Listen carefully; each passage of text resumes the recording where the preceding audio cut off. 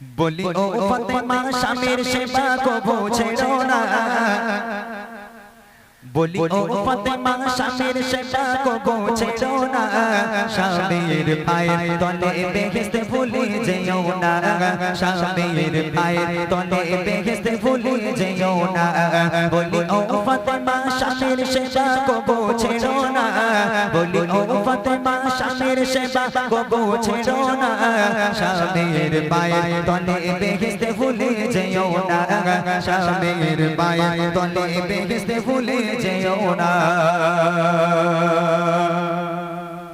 দিনের পরেও দিন কেটে যায় অভাবের তরে গো, দিনের পরেও দিন কেটে যায় অভাবের তরে, হাড়ি ওঠে না চুলাতে ফাতেমার ঘরে, ও গো হাড়ি ওঠে না চুলাতে ফাতেমার ঘরে, দাঁড়িয়ে দাঁড়িয়ে ঘুরে আলী কাজ নাহি পায়, দাঁড়িয়ে দাঁড়িয়ে ঘুরে আলী কাজ নাহি পায়, অবশেষে নিরাশ হয়ে ঘরে ফিরে যায়, অবশেষে নিরাশ হয়ে ঘরে ফিরে যায়। না খেয়েও বিবি স্বামীর শকর করতে ভোলে না, না খেয়েও বিবি স্বামীর শকর করতে ভোলে না, স্বামীর পায়ের তলে বেহেশতে ভুলে যেও না, স্বামীর পায়ের তলে বেহেশতে ভুলে যেও না।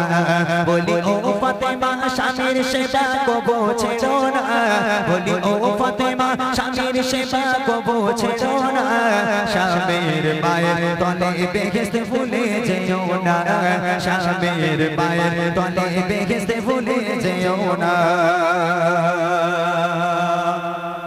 একদিন হয়ে যায়, 2 দিন হয়ে যায়, 3 দিন হয়ে যায়, ফাতেমার বাড়িতে চুলো জ্বলে না, হাড়ি ওঠে না। ইমামে হাসান ইমামে হুসাইন 2 নয়নের লাল, ক্ষুধার চোটে কখনো অজ্ঞান হয়ে যায়, কখনো বেহুশ হয়ে পড়ে যায়, আবার কখনো উঠে দাঁড়ায়, মাকে জড়িয়ে ধরে বলে, মা আজকে যদি তুমি হাসান হুসাইনের পেটে খাবার না দাও, তোমার হাসান হুসাইনের মরা মুখ তোমাকে দেখতে হবে। আবার বেহুশ হয়ে যায়, আবার 2 ভাই ক্ষুধার যন্ত্রণা সহ্য করতে না পেরে বেহুশ হয়ে যায়, আবার 2 জন উঠে মাকে জড়িয়ে ধরে কান্নাকাটি করে। দেখে হযরতে আলী থাকতে না পেরে আজকে দাঁড়ে দাঁড়ে দাঁড়ে দাঁড়ে কাজের সন্ধান করতে গেল, কোথায় একটা কাজ পাবো, কোথায় একটু খাদ্য আনতে পারবো। হযরত আলী দাঁড়ে দাঁড়ে ঘুরে ঘুরে কোনো কাজ পেল না, নিরাশ হয়ে আম্মাজান ফাতেমার কাছে ফিরে এলো, দরওয়াজায় টোকা মারলো, দরওয়াজা খুললো আম্মাজান ফাতেমা, হযরতে আলীর সামনে দাঁড়িয়ে আছে মনটা মলিন করে। আম্মাজান ফাতেমা বলছে, দেখেন কি হয়েছে, আপনার মন খারাপ কেন? বলছো, ফাতেমা আজকেও তোমাদের গালে খাবার দিতে পারবো না, কাজের সন্ধান করতে গিয়েছিলাম, কাজ পেলাম না, ফিরে চলে আসতে হলো। আম্মাজান ফাতেমা হাসতে হাসতে বলেছিল, আরে স্বামী আপনি কি রুজির মালিক? রুজির মালিক তো আল্লাহ, আল্লাহ আপনাকে দেয়নি তাই আপনি পাননি, আপনি টেনশন করছেন কেন, চিন্তা করছেন কেন? না হয় আর 2 দিন খাওয়া হবে না, চলে আসুন, চিন্তা করবেন না, যেহেতু আপনি রুজির মালিক নন, রুজির মালিক হলো আমার আল্লাহ।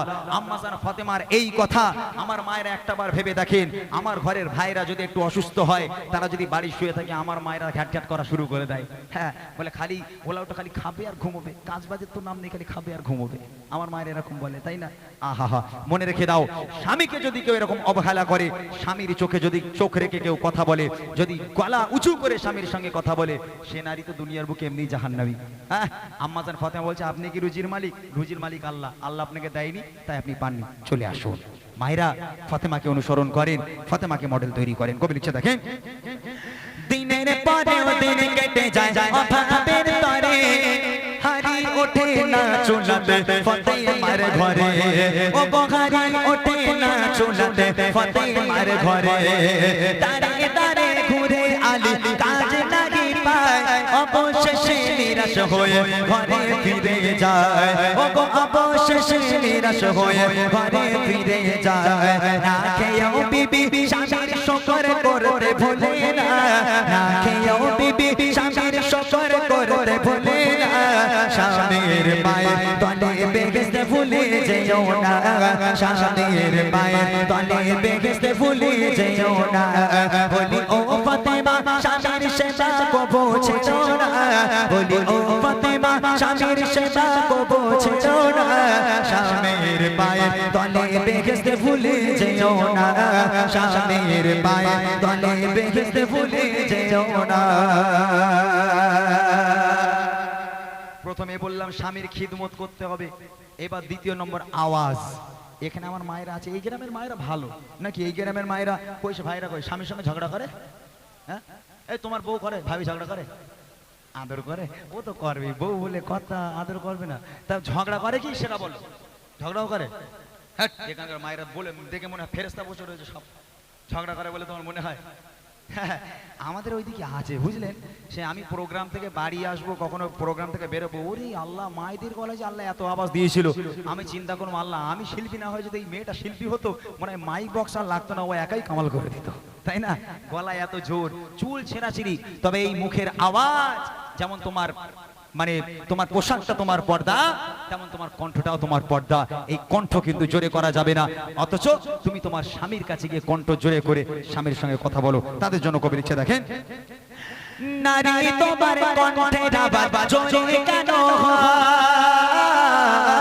নারী তোমার কণ্ঠের আওয়াজ জোরে কেন হয়, কণ্ঠ তোমার পর্দা নারী সে কি জানা না, ও কণ্ঠ তোমার পর্দা নারী সে কি জানা না, নারী যদি স্বামীর সাথে জোরে কথা কয়, ও নারী যদি স্বামীর সাথে জোরে কথা কয়, সে সব নারীর উপর খোদা খুবই নারাজ হয়, ও সে সব নারীর উপর খোদা খুবই নারাজ হয়। যত ইবাদত করো তবে কবুল হবে না, যত ইবাদত করো তবে কবুল হবে না, স্বামীর মায়ের তলে বেহেশত ভুলে যেও না, স্বামীর মায়ের তলে বেহেশত ভুলে যেও না, বলি ও ফাতেমা স্বামীর সেবা কবু ছেড়ো না, স্বামীর মায়ের তলে বেহেশত ভুলে যেও না, স্বামীর মায়ের তলে বেহেশত ভুলে যেও না।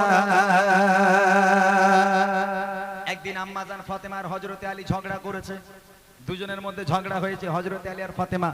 মা ফাতেমা আলীর সঙ্গে কথা বলে না, হযরতে আলী ফাতেমার সঙ্গে কথা বলে না, দুজনের ঝগড়া হয়েছে, কেউ কারোর সঙ্গে কথা নেই। ঝগড়া মেটাবে কে? আল্লাহ রসুল ফাতেমার বাড়িতে এলো। আল্লাহ রসুল ফাতেমার বাড়িতে এসে দেখছে দুই স্বামী স্ত্রী ঝগড়া করেছে, একটু মিষ্টি ঝগড়া করেছে, কেউ কারোর সঙ্গে কথা বলে না। এমত অবস্থায় আমার নবী একদিকে ফাতেমাকে নিল, একদিকে হযরতে আলীকে নিল, আর মাঝখানে দয়ার নবী, মাঝখানে দয়ার নবী তাদের সঙ্গে খুব হাসি ঠাট্টা করতে লাগলো, গল্প করতে লাগলো। তাদের আজকের এই ঝগড়া ঝামেলাকে আল্লাহ রসুল হাসিতে হাসিতে মিটিয়ে দিল, মধুর সম্পর্ক তৈরি হলো। আর আমার মায়েরা, ওরে আল্লাহ, হ্যাঁ স্বামী স্ত্রী যদি একটু ঝগড়া হয়, হ্যাঁ শ্বশুর আসবে এসে মেটাবে, ও হবে না, মেয়ে ফোন করবে, আব্বা কোথায় আছো? বলে কেন, কি হয়েছে? বলে আব্বা হেঁসলে এসো, তোমার জামাইয়ের গলা থেকে উড়ে দিতে হবে। কেন? বলে তোমার মেয়ের গায়ে হাত তুলেছে। হ্যাঁ, হয় না এরকম? আব্বা শিগগির হেঁসলি এসো, শাবল নিয়ে এসো, তোমার জামাই আমার মেরেছে। আহা, তখন শ্বশুর বলবো কিনা, হ্যাঁ মা ঠিক বলেছিস, তুই কিচ্ছু চিন্তা করিস না, আমি পুলিশের কাছে কেস করে তারপর তোর বাড়ি যাবো। এই তো আমাদের অবস্থা, তাই না? স্বামী স্ত্রীর মধ্যে ঝগড়া হলে শ্বশুর শাশুড়ি আসবে, কেউ হেঁসো নিয়ে আসবে, কেউ পুলিশ নিয়ে আসবে, কেউ গুন্ডা নিয়ে আসবে, আবার কেউ শ্বশুর শাশুড়ি এমনও হয় তারা জামাইয়ের বাড়িতে এসে জামাইকে মেরে একেবারে থোবড়া গুঁড়ো করে দিচ্ছে, এরকম হয় না? কিন্তু আল্লাহ রসুল কি শিক্ষা দিয়েছে! আল্লাহ রসুল ফাতেমাকে একদিকে, হযরতে আলীকে একদিকে, আল্লাহ রসুল মাঝখানে বসে বসে তাদের জন্য নসিহাত করতে লাগলো। হাসিতে হাসিতে মধুর সম্পর্ক আবার মিলে গেল।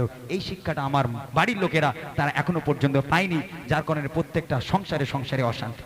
আহা, তাদের জন্য কবি লিখছে, নারী তোমার কণ্ঠের আওয়াজ জোরে কেন হয়, কণ্ঠ তোমার পর্দা নারী সে কি জানা না, ও কণ্ঠ তোমার পর্দা নারী সে কি জানা না, নারী যদি স্বামীর সাথে জোরে কথা কয়, সেই নারীর উপর খোদা খুবই বড়ই নারাজ হয়, সেই নারীর উপর আমার খোদা বড়ই নারাজ হয়। যতই ইবাদত করো তবে কবুল হবে না, যত ইবাদত করো তবে কবুল হবে না, স্বামীর মায়ের তলে বেহেশত ভুলে যেও না, স্বামীর মায়ের তলে বেহেশত ভুলে যেও না, বলি ও ফাতেমা স্বামীর সেবা কবু ছেড়ো না, স্বামীর মায়ের তলে বেহেশত ভুলে যেও না, স্বামীর মায়ের তলে বেহেশত ভুলে যেও না।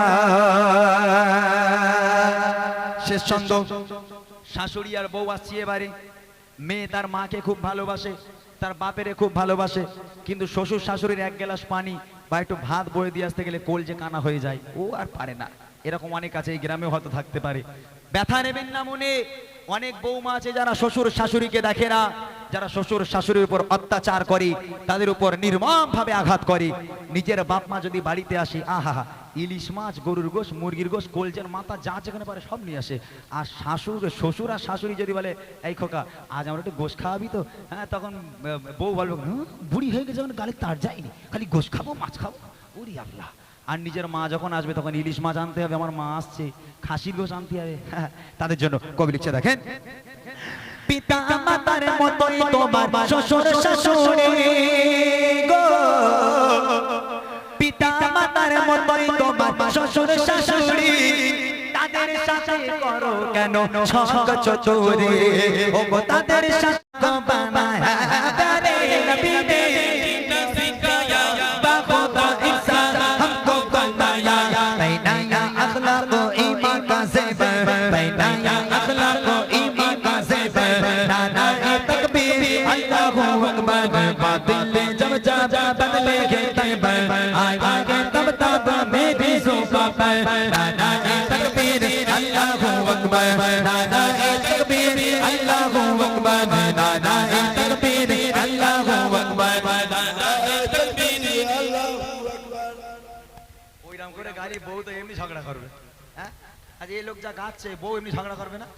একটু ভালো করে গাও, ওইরকম করে গাইলে হয় নাকি? গলা ছেড়ে গাও, যেমন নারে তকবীর দিয়ে চিল্লে আসলে নারে তকবীর, ইমরান ভাইয়ের আগমন, চিল্লে তো ও হোকে ওতি হবে ইনশাআল্লাহ। চলো আল্লাহর নাম করে একবার দেখি, নারায়ে তাকবীর আল্লাহু আকবার।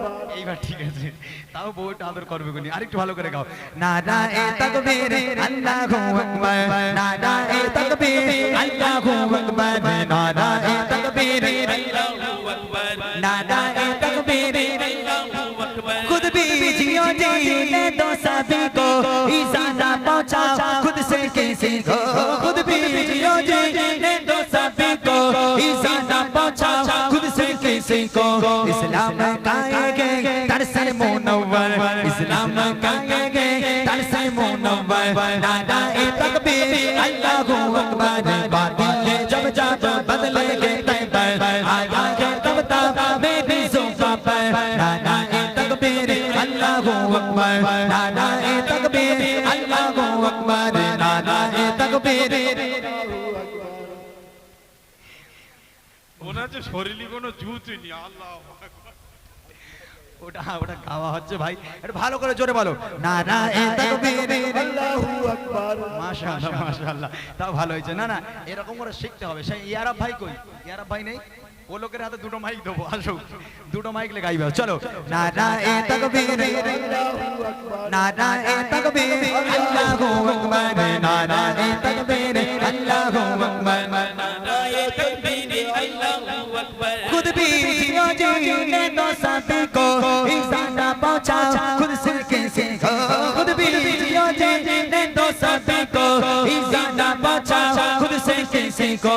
इस्लाम काएंगे तरसे मुनव्वर, इस्लाम काएंगे तरसे मुनव्वर, नाराए तकबीर अल्लाहू अकबर, बातिल जब जब बदलेगे तैबर, आएंगे तब तब मेरी ज़ुबान पर, नाराए तकबीर अल्लाहू अकबर, नाराए तकबीर अल्लाहू अकबर, नाराए तकबीर अल्लाहू अकबर, नाराए तकबीर अल्लाहू अकबर, नाराए तकबीर अल्लाहू अकबर,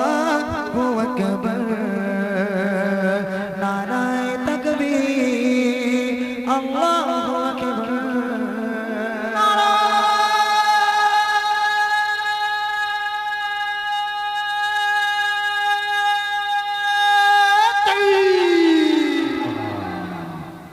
বাপরে বাপ, যারা ঘুমোচ্ছিল ওরাও হার্ট অ্যাটাক এসে যাবে ওদের। গলা না বাঁশি। হ্যাঁ, এই যা তকবীর হয়েছে, যাক আলহামদুলিল্লাহ।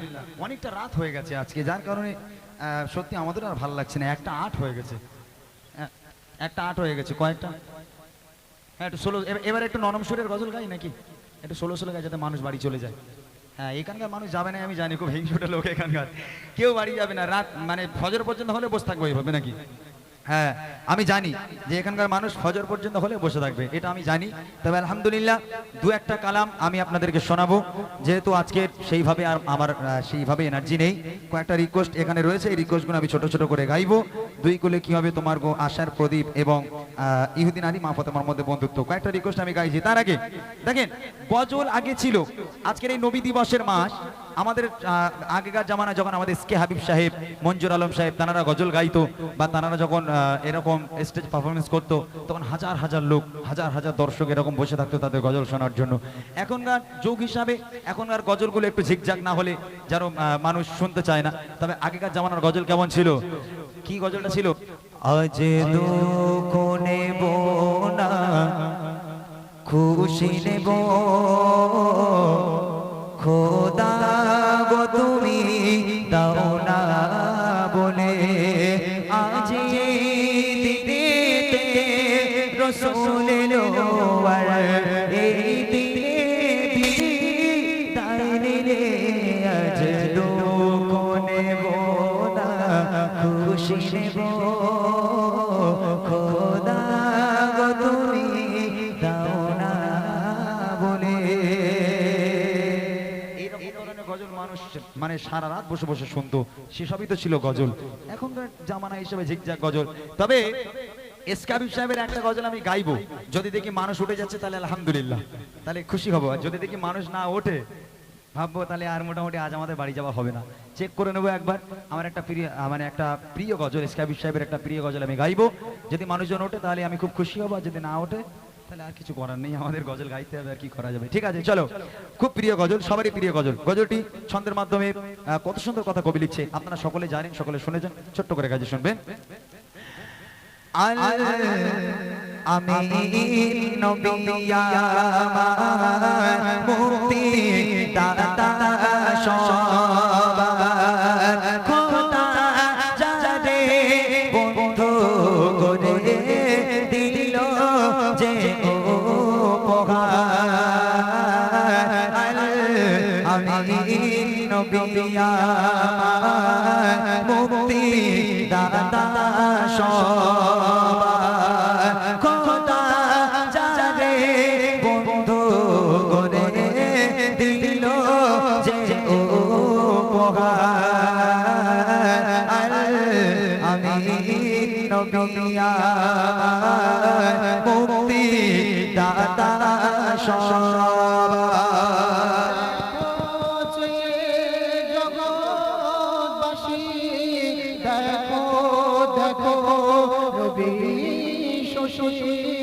দয়া মায়ার সাগর সবার মুখে ফোটায়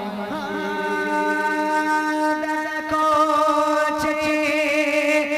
জগৎবাসী, দেখো দেখো রবি শশী, দয়া মায়ার সাগর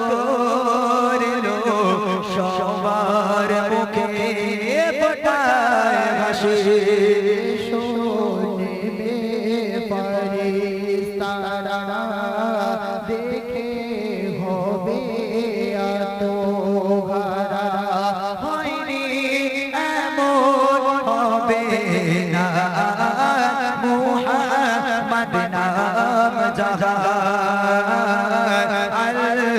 আমি নবী আমার মুক্তি দাতা সবার। পথে ধারে বাঁধা ছিল অবলার বনের হরিণ, সে পথ দিয়ে যেতেছিলেন আমার প্রিয় নবী। পথের ধারে বাঁধা ছিল অবলার বনের হরিণ, সে পথ দিয়ে যেতেছিলেন আমার প্রিয় নবী গরি।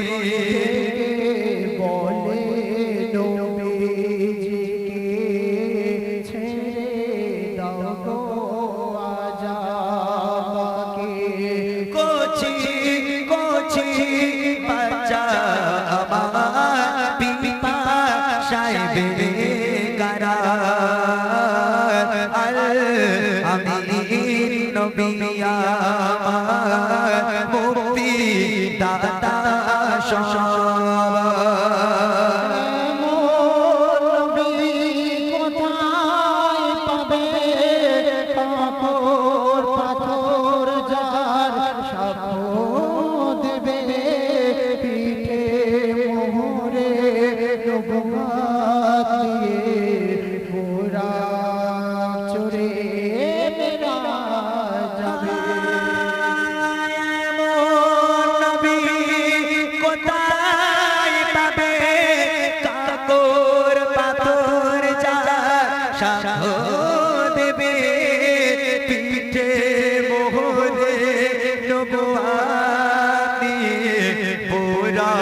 চড়ে বিনা যাবে দিবে এমন আরশ ঝরে উম্মতের তরে ওই মেঘে সারে আবুল কালাম ধন্য হলো উম্মত হয়ে তারা আল আমিন নবী আমার মুক্তি দাতা সবার খোদা যারে বন্ধু করে দিল যে উপহার আল আমিন নবী আমার মুক্তি দাতা সবার মুক্তি দাতা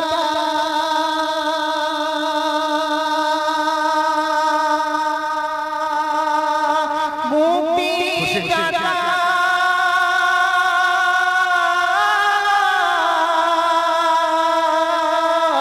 মুক্তি দাতা দাতা দাতা